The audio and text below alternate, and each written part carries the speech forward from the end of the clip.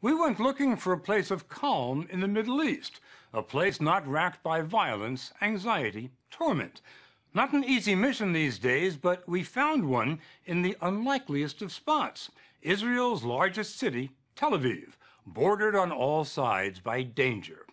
Tel Aviv has been through rough times over the decades: bloodshed, bombings, scud missile attacks.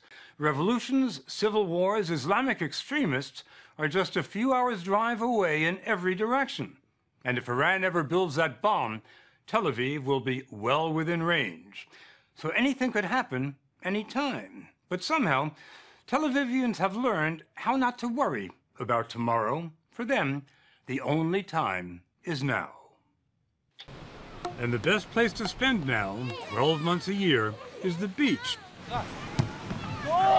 You would be forgiven for thinking this is Miami on the Med, thousands of miles from the madness of the Middle East. This is an island of sanity in this country. An island of sanity. The island of sanity in this country.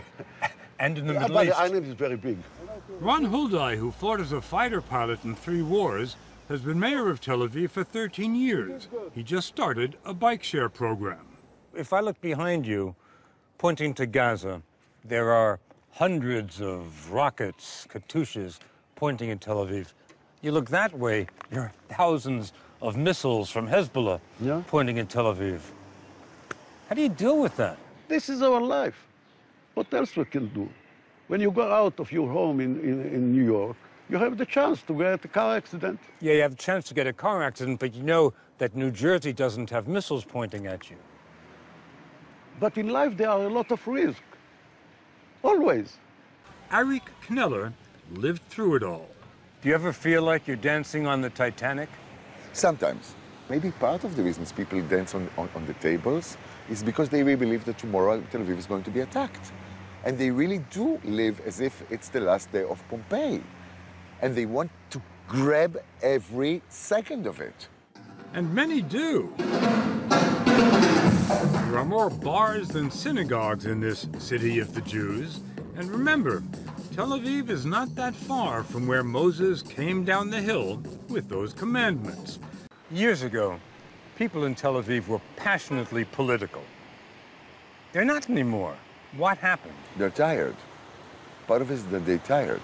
People have said to me that they've become numb. Yeah. There's a feeling of stagnation in that sense. There's a feeling that there's not really hope. There's no political debate in Israel. There's no debate almost about anything. Gideon Levy is a columnist with one of Israel's leading newspapers. It's all about the next vacation, the next Jeep, the next restaurant.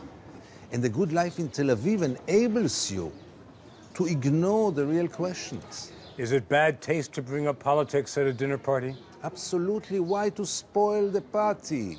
Why to spoil the party, this ongoing party, with politics? Who needs it? When life is so beautiful, when life is so short, when women are so pretty and food is so tasty. And when the economy is booming. The recession passed Tel Aviv by. There's low unemployment. Everyone can afford the basics. But there are wide income gaps in what used to be a fairly egalitarian society. Property prices have soared more than 70% in the last 3 years. Rentals are so high, it's said a starving artist doesn't even have a place to starve.